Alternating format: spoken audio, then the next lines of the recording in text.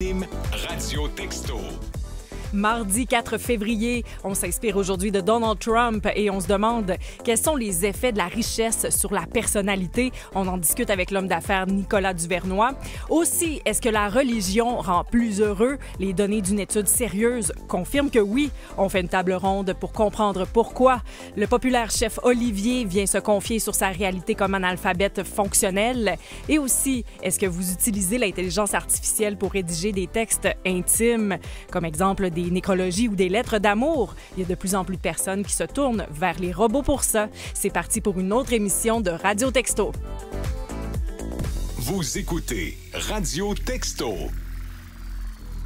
Je suis à peu près certaine que vous avez entendu autour de vous des personnes qualifier le président américain Donald Trump de fou, qu'il délire, qu'il va vraiment pas bien, qu'il doit se faire soigner. Et j'avoue, moi, je ne l'ai pas dit, mais par moments, je l'ai quand même pensé. Mais la psychiatre Marie-Ève Coton a publié un message hier sur les réseaux sociaux qui est devenu viral, près de 4000 partages. Et dans ce message, elle nous met en garde. Elle dit quand on est malade, qu'on est souffrant, en fait, quand on est malade, on est souffrant et ou incapable de fonctionner. Et ce n'est pas le cas de Donald Trump. Elle dit, bon, sans se prononcer sur sa santé mentale, que Trump va très bien. Elle croit même qu'il n'a jamais autant joui dans sa vie parce qu'il a un pouvoir immense. Il fait peur à tout le monde. Il est le centre de l'attention planétaire et il est en voie d'avoir encore plus de pouvoir parce qu'il transforme, selon elle, les États-Unis en État autoritaire. Et elle ajoute que si on veut psychologiser ces enjeux, le plus pertinent, ce serait de voir l'impact qu'a la richesse et le pouvoir sur la psyché humaine. Bon, ben nous, à Radio Texto, c'est ce qu'on a décidé de faire ce matin. Notre invité, lui, il est riche, il réussit. Oh là là, on est tous le pauvre de quelqu'un. Hein? Est-ce que l'argent a une influence sur sa personnalité? C'est intéressant. La voix que vous venez d'entendre, c'est celle de Nicolas Duvernois, qui est fondateur aussi PDG de Duvernois Esprit Créatif. Bonjour. Bonjour, merci pour cette belle invitation. Un sujet extrêmement intéressant. Ah oui, puis d'ailleurs, on invite les auditeurs à participer à la discussion. Là, on vous demande, est-ce que quelqu'un autour de vous semble avoir une personnalité différente parce que cette personne-là est riche? Est-ce que vous avez sinon noté des changements d'attitude chez quelqu'un qui s'est mis à gagner beaucoup d'argent? Parce que ça peut arriver. On fait nos études, c'est un peu votre cas, M. Duvernois, puis on se met à avoir de l'argent. Peut-être pas tant que ça. Est-ce que vous avez... On se met... Tu sais, la richesse, c'est tellement personnel à tout un chacun, dans le sens que oui, certes, il y a des chiffres, mais comment tu gagnes ta richesse? Est-ce que tu es né riche ou est-ce que tu as travaillé pour ton argent? Il y a comment tu dépenses ta richesse. Est-ce que tu dépenses comme un fou, comme on aime bien dire, ou est-ce que tu fais quand même attention à ton argent? Tu prends des décisions intelligentes. Est-ce que tu en fais profiter à la communauté, à ta famille, à tes amis? C'est tellement un sujet qui est extrêmement large, puis très tabou au Québec, qu'on parle de richesse. Parler d'argent tout court. Parler d'argent tout court. Et oui. il y a beaucoup d'argent au Québec. Il y a beaucoup de personnes qui ont beaucoup d'argent au Québec. Des 2, 3, 4, 5 millions en réserve, en quelque sorte. Ça existe et il y en a plus qu'on pense. Oui, on va donner les numéros de téléphone parce qu'on va prendre des appels. On va vous lire aussi. À Montréal, pour nous joindre, c'est le 514-790-9850. Ailleurs au Québec, c'est le 1866-790-9850 et par texto, le 98985. Donc, j'ai mentionné quelques propos là, évoqués par la docteure Marie-Ève Coton. Vous les avez lus, vous les avez entendus aussi. Qu'est-ce que vous en pensez? Est-ce que vous êtes d'accord avec elle que la richesse peut influencer une personnalité? Je crois que le gros danger est beaucoup plus le pouvoir que la richesse. Parce que le pouvoir te donne l'impression que tu peux faire ce que tu peux, ce que tu veux, quand tu veux. Tandis que la richesse, très souvent, les personnes qui ont beaucoup d'argent travaillent beaucoup, donc n'ont pas nécessairement toujours le temps de faire ce que M. Trump fait en ce moment. Un trip de pouvoir, comme on peut dire. Mais effectivement, il faut regarder le personnage depuis une quarantaine d'années pour aussi comprendre le personnage, puis comment on a bâti ce personnage-là. Il est né riche, il a grandi dans une famille assez complexe, on va se le dire. Je crois qu'il y aurait des belles études psychiatriques et psychologiques à faire avec ça. Et tout au long de sa carrière, quand il a fait la une des journaux pour une crise ou une autre, c'est toujours pour pouvoir contrôler un message, pour pouvoir prendre un pouvoir quelconque, pour se donner de l'importance. Puis on le voit tout de suite quand il met son nom partout. Hein? Toutes les tours qu'il construit, des steaks qui s'appelaient Trump, de la vodka qui s'appelait Trump, des brosses à dents Trump. Bref, on voit qu'il a une relation avec le pouvoir qui est malsaine. Après, ben c'est sûr que l'argent ne fait qu'exacerber cette relation malsaine. C'est qu'il a l'argent pour s'acheter un avion puis mettre son nom sur l'avion. Donc, c'est vraiment la question du pouvoir, moi, que je crois qui est problématique beaucoup plus que celle de l'argent. Parce que je connais énormément d'entrepreneurs, et pas d'entrepreneurs, mais d'autres personnes qui ont beaucoup d'argent et qui sont des personnes extrêmement saines d'esprit et qui ont travaillé pour l'argent, qui connaissent la valeur du dollar. C'est pas parce que tu as beaucoup d'argent que tu vas commencer à dépenser comme un fou. C'est pas parce que tu as beaucoup d'argent que tu ne t'inquiètes pas pour l'inflation.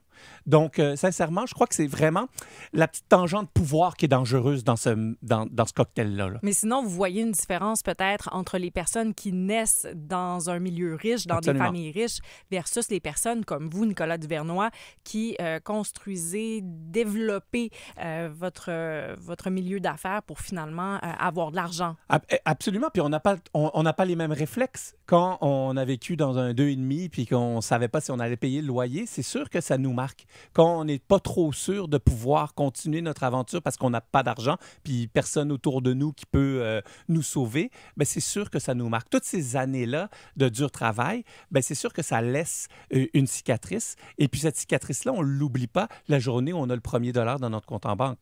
Tu sais, souvent, un entrepreneur qui part de rien va très rapidement, plus rapidement surtout, être millionnaire en dette avant d'être millionnaire en avoir. Et ça prend du temps avant de pouvoir se bâtir ce fameux fonds de sécurité et cette richesse-là. Puis une fois que tu l'as, cette richesse-là, bien là, tu fais tout pour ne pas la perdre parce que tu sais c'est quoi avoir faim, tu sais c'est quoi avoir le stress de ne pas avoir d'argent. Tandis que si tu Vous nais... êtes plus terre à terre. Ben, c'est beaucoup plus terre à terre. Connecté. Tandis que Oui. si tu nais la cuillère en or dans la bouche, je dis pas que c'est des personnes qui n'ont pas de valeur puis qui ne comprennent pas l'importance de l'argent. Sauf que c'est une réalité tout autre et la peur psychologique est beaucoup moins présente de tout perdre.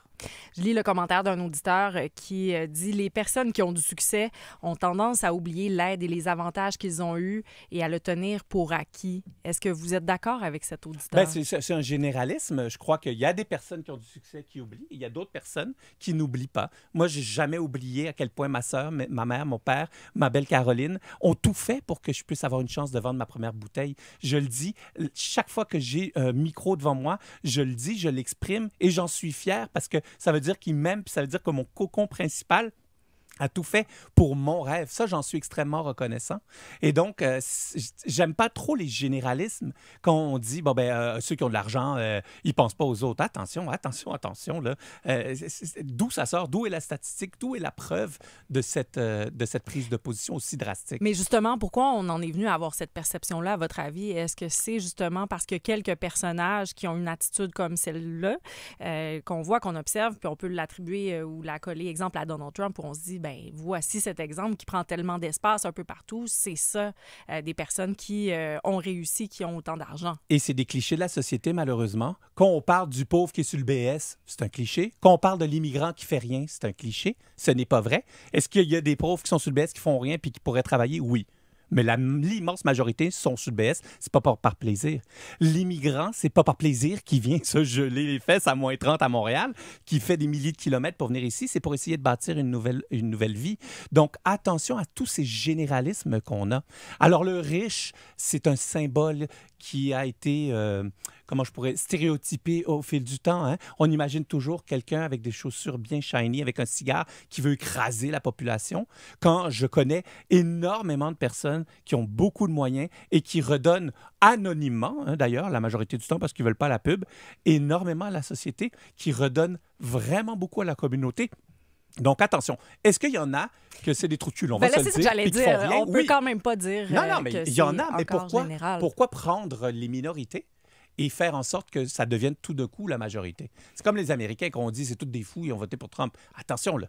Il y a quand même presque 50 % de la population qui n'a pas voté pour lui. Puis parmi ceux qui ont voté pour lui, il y a du monde qui sont bien normaux aussi.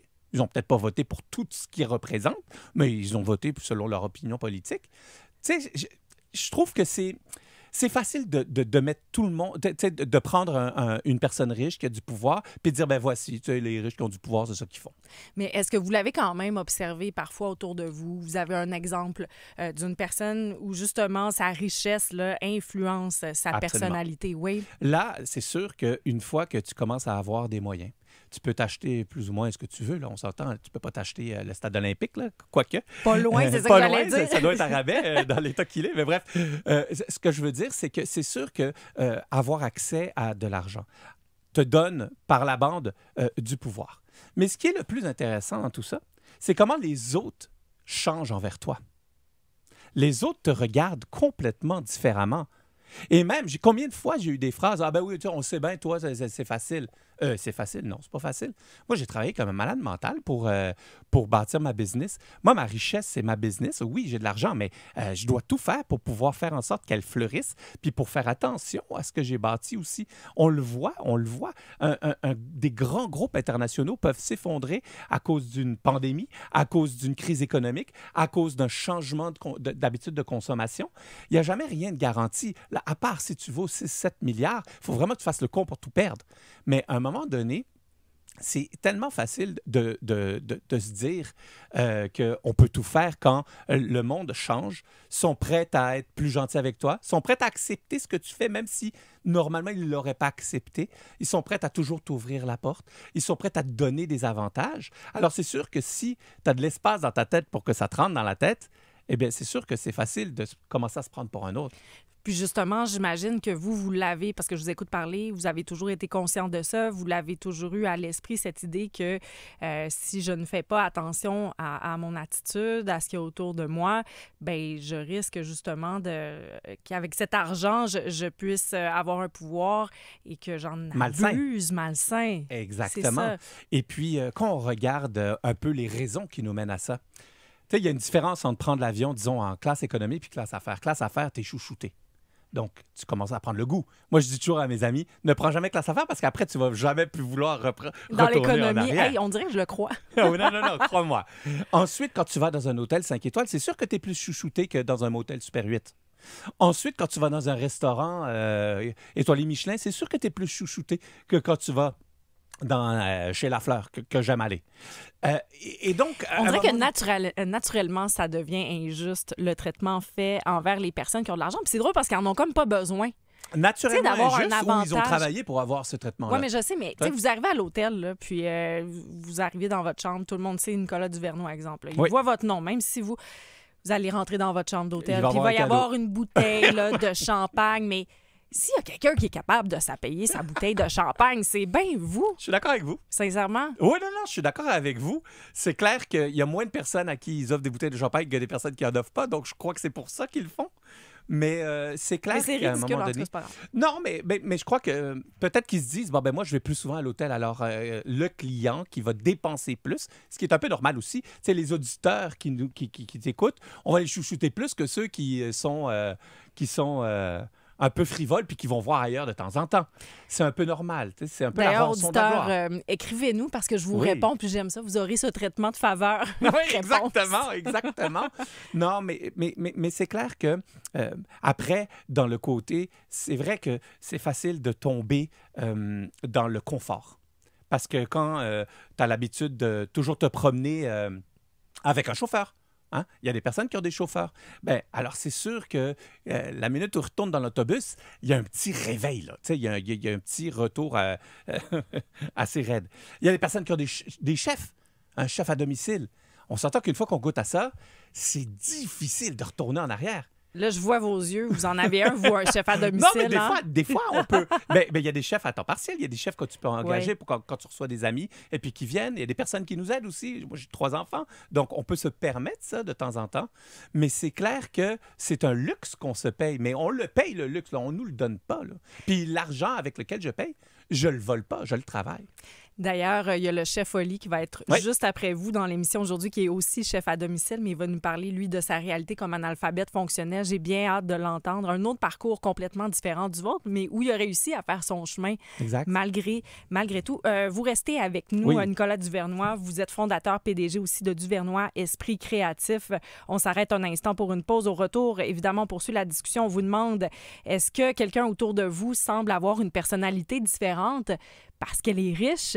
Est-ce que vous avez noté des changements d'attitude chez quelqu'un qui s'est mis à gagner beaucoup d'argent? Puis c'est drôle, dans la messagerie, il y a un auditeur qui dit, là, je connais un couple qui a très bien réussi, ils sont millionnaires aujourd'hui, mais pendant des années, ils ont continuer de travailler 7 jours sur 7 et seulement congé le 25 décembre, ça ne veut rien dire pour eux, cet argent-là. C'est un bel exemple. Vous pouvez nous écrire dans la messagerie 98985. Quelle discussion intéressante. Vous auriez dû être là avec nous pendant la pause. Je suis en compagnie de Nicolas Duvernois, fondateur PDG de Duvernois Esprit Créatif. On parle d'argent, on s'inspire des actions flamboyantes là, du président Donald Trump et la grande question qu'on se pose ce matin, c'est quels sont les effets de la richesse sur la personnalité, sur la psyché de quelqu'un? On vous a posé la question, est-ce que quelqu'un autour de vous semble avoir une personnalité différente parce qu'elle est riche? Est-ce que vous avez noté des changements chez les gens qui vous entourent, qui ont de l'argent ou qui se sont mis à avoir de l'argent? Vous pouvez continuer à nous écrire via la messagerie au 98985. Là. Je vais lire quelques messages qu'on a reçus, Nicolas. Un auditeur qui dit « Merci de remettre les pendules à l'heure, Monsieur Duvernois, hein, parce qu'on fait quand même... Il y a des nuances à avoir. C'est pas parce qu'on est riche qu'on a une attitude comme celle qu'on peut voir chez Donald Trump. Puis c'est beaucoup le pouvoir. Ben Dieu merci, vraiment. Un autre message, je suis née dans une famille très pauvre. Aujourd'hui, je commence ma retraite avec quelques millions de dollars économisés. Quelqu'un qui a travaillé fort toute sa vie. Donc, dit, il ne va pas l'oublier, c'est quoi la valeur de l'argent? Là? Non, puis comme je ne suis pas vanteur, mais fière, par contre, de mon parcours. Et j'en ai jamais fait un cas devant mes amis et autres personnes. Mais il y a un autre commentaire. Puis là, c'est différent. Un auditeur, une auditrice qui dit « Oui, mon fils. Sa personnalité est différente. Immense manque d'empathie. Souvent, ces gens deviennent de plus en plus narcissiques, malheureusement. » Quand on dit que ça dépend des personnalités, est-ce qu'on est tous faits pour avoir de l'argent? C'est une drôle de question, mais... Non, mais c'est une super bonne question parce que... Ben, je crois pas parce qu'il y en a qui perdent la tête quand ils en font. Donc, finalement, non. Je crois que c'est quand tu oublies d'où tu viens puis que tu perds le contact avec le terrain que tu dérapes en quelque sorte. Tu sais, quand tu commences à croire que tu es meilleur... Quand tu commences à te définir parce que tu as dans ton compte en banque, c'est très problématique. Parce qu'une personne qui a 100 $ ou une personne qui a 3 milliards, c'est exactement la même valeur comme personne. Après, ça dépend tellement de ton parcours de vie, ça dépend tellement de la chance, des personnes que tu as rencontrées, de la job que tu as décidé de faire. Moi, je regarde mes enfants tous les jours, puis ce que je leur demande, c'est d'aimer ce qu'ils font, d'être heureux dans ce qu'ils font, puis de faire ce qui les passionne. Tu sais, je veux pas que mes enfants choisissent un métier ou fassent une carrière pour essayer d'être riche, pour vouloir être riche, pour atteindre la richesse. La richesse, elle vient quand tu es le meilleur paysagiste au monde, tu peux devenir riche. Quand tu es passionné d'art, tu deviens collectionneur peut-être, tu peux devenir riche. Moi, je connais des personnes qui sont devenues riches juste parce qu'ils sont passionnés par ce qu'ils font. Puis ça, j'adore ça. Parce que la richesse, en quelque sorte, souvent, remercie ou encourage la pureté de ton action, la passion de ce que tu fais. Combien de petits jeunes entrepreneurs que je rencontre? Mais je dois dire quand même, à l'inverse, il y a des personnes qui travaillent extrêmement fort, qui sont 100%. Dévouées, dédiées, puis qui vont quand même avoir de la difficulté à mettre de la nourriture sur la table. Ça, on ne peut pas ne pas le mentionner. Et ça, ça dépend des facteurs qui sont sur la table. Il n'y a pas une seule manière de devenir riche, en quelque sorte, mais il n'y a pas une seule manière de vivre sa vie. Ce que je veux dire, c'est que c'est très complexe de changer déjà de strate sociale. Tu sais, quand tu es pauvre puis tu finis dans la classe moyenne, c'est exceptionnel. Quand tu es dans la classe moyenne puis tu finis dans la classe riche, c'est exceptionnel. Il ne faut pas oublier que c'est très difficile dans notre société de gravir les échelons. Tout coûte cher, tout est long, tout est compliqué. Donc, cette aventure vers la richesse, elle n'est pas pour tout le monde, elle n'est pas pour tous les chemins. Et puis oui, c'est catastrophique quand je vois des personnes qui travaillent les deux, qui travaillent très fort, qui ont 2 enfants, qui ne peuvent même pas s'acheter une maison à Montréal. Moi, je trouve ça catastrophique. Un auditeur a écrit « L'argent amplifie ce que tu es. Je trouve que c'est bien dit. Ah, Si c'est t'es une un belle con, phrase. tu deviens un gros con. Ah, j'adore! C'est Ça, comme un j'adore. peu- Ça va être mon slogan. Oui, absolument. Mais j'ai envie de parler d'extrême richesse. Il y a Donald Trump qui est très, très riche. Oui. Elon Musk. 400 milliards de dollars. Même pas réaliste. Est-ce que c'est possible de rester terre à terre? Moi, j'ai Ben, je l'impression que non. Moi, je crois pas parce qu'à un moment donné, il n'y a absolument plus de limites. Moi, je crois que ce qui est intéressant... Pourquoi on aime l'amour? On aime surtout la chasse à l'amour. Tu sais, quand tu es célibataire, puis tu dragues, puis tu as des dates, puis tu apprends à connaître une personne, mais il y a un travail, tu espères un résultat. Quand tu bâtis ta carrière, il y a à peu près le même chemin. L'amitié, c'est le même chemin. Le sport, découvrir une passion, devenir bon en Lego. Moi, j'adore les Lego. J'aimerais être encore meilleur en Lego. Mais c'est sûr que c'est la course, la chasse qui est intéressante. Là, lui, il peut engager 14 personnes pour faire ses Legos s'il veut, là, tu sais. C'est que j'imagine que ça enlève ou ça La magie. diminue la notion de rêve aussi. Tu sais, moi, Absolument. personnellement, dans ma vie, je carbure beaucoup aux rêves. Puis Ouais. c'est pas grave si je ne les atteins pas, mais ça me donne une raison de me lever le jour. Absolument. Là, les rêves, c'est rendu vraiment... c'est d'habiter Mars, c'est de... je veux dire, ça n'a plus de sens. Exactement. Moi j'adore me promener dans certains quartiers, surtout à l'étranger, puis je regarde des maisons, là, tu sais, des maisons à 40, 50, 60 millions là, en Californie, puis ça. Puis je me dis, j'aime ça voir ce que très certainement je ne vais jamais m'acheter. Une maison à 60 millions, il faut quand même être, selon moi, assez cinglé pour payer ce prix-là pour une maison. Mais j'aime le fait que, c'est pas pour moi, mais je peux trouver ça beau. J'aime le fait que je peux pas tout faire. J'aime le fait que je peux pas tout acheter. Je fais vraiment pas pitié. Mais j'aime le fait que je dois travailler encore pour atteindre ce que j'ai, certains rêves que j'ai envie d'atteindre. Et puis mes rêves restent très réalistes aussi en même temps. Moi, je me suffis extrêmement bien de classe affaires. J'ai pas besoin d'un jet privé. Tu comprends? Ouais, ben, Même si absolument. j'avais les moyens. J'aime le monde, j'aime parler, j'aime vivre l'expérience. C'est vraiment une approche complètement différente, je crois, que tout un chacun a avec l'argent. Et certains, dès qu'ils perdent la connexion sur Terre, là, en quelque sorte, dès qu'ils se pensent plus intelligents, plus forts, plus quoi que ce soit que d'autres, là, ils deviennent des gros cons, comme dirait l'auditeur. Mais penses-tu qu'on est justement plus heureux? Plus on a d'argent, plus on est heureux. Coluche, il disait « Mieux vaut être riche et en santé que pauvre et malade ». C'est clair que l'argent facilite grandement les choses. Est-ce que ça crée le bonheur? Je crois pas, parce qu'il y a beaucoup de personnes qui ont de l'argent qui ne sont pas heureux. Le bonheur, c'est une chimie complexe. Je crois que le bonheur, avant tout, c'est la famille. Je crois que c'est la stabilité. Et oui, effectivement, c'est un certain degré de sécurité financière. Parce que tu peux être extrêmement heureux, mais si tu stresses tout le temps parce que tu n'es pas sûr de pouvoir nourrir tes enfants, ça te met un poids extrêmement lourd sur les épaules. Entièrement d'accord avec ce que vous soulevez là, Nicolas Duvernois. Moi, je pense qu'à partir du moment où on est capable de mettre de la nourriture sur la table pour nous, pour nos enfants, de se mettre un Certaine toit liberté. sur la tête, Sécurité. une sécurité, je pense que là, on atteint un niveau de bonheur, si on veut. Puis là, on a beau ajouter des dizaines de milliers de dollars. Ouais, peut-être qu'on pourra atteindre, acquérir autre chose, mais je pense que c'est très faible la notion de bonheur qui augmente plus on a de l'argent, mais mieux on est, plus on peut préparer, prévoir, prévenir la sécurité. Mais je pense que la base, c'est vraiment ça. C'est clair. Entre l'insécurité puis le fait d'être à l'aise. Exactement, exactement. Et puis, Dieu sait à quel point le bonheur est sous-estimé dans le sens où on veut tous réussir sa carrière, on veut tous faire de l'argent. Oui, mais soyons déjà à la recherche du bonheur familial, amical, intérieur. Et puis ça, déjà, c'est une certaine richesse. Quelqu'un qui est bien dans sa peau, quelqu'un qui se sent pas mal quand il regarde... Tu sais, moi, je regarde Instagram, tout le monde a des six-packs. Moi, j'en ai pas de six-packs, mais je suis quand même heureux. Donc, vous êtes malheureux, non? non, mais tu sais, dans le sens où je trouve qu'il y a tellement une richesse ailleurs. Moi, je regarde mes enfants grandir, je regarde ma Charlotte inventer des mots, je regarde Raphaël commencer à apprendre les noms des dinosaures. Pour de vrai, pour moi, ça vaut des millions. T'sais, fait qu'à un moment donné, bien sûr que je suis privilégié, bien sûr que j'habite une belle maison dans un beau quartier, mais je travaille pour. Mais je sais que c'est pas garanti. Je le sais que c'est pas garanti. En tout cas, c'est peut-être garanti, mais je m'oblige à croire que c'est pas garanti pour pas que je m'assoie dessus. Oui, puis je pense, puis on va pouvoir boucler la boucle comme ça, il y a vraiment un lien avec le fait que vous avez bâti, que vous avez travaillé pour arriver là où vous êtes aujourd'hui. Absolument. Il y a une grande différence avec ceux qui peut-être naissent dans des environnements très riches, quoique... Moi, j'ai après rien ça contre dépend eux. comment on est éduqué, ça dépend de plein de l'éducation. choses. Exactement. C'est ça. Mais c'est clair que quand Dès 3 ans, tu te promènes en jet privé. Il y a quand même une différence entre se promener en Renault 5, là.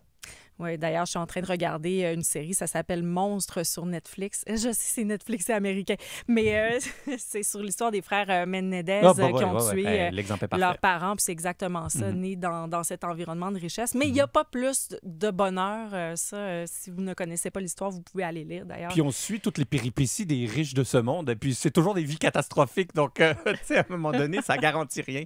Nicolas Duvernois, merci beaucoup Merci à vous. d'avoir pris du temps aujourd'hui pour venir en studio.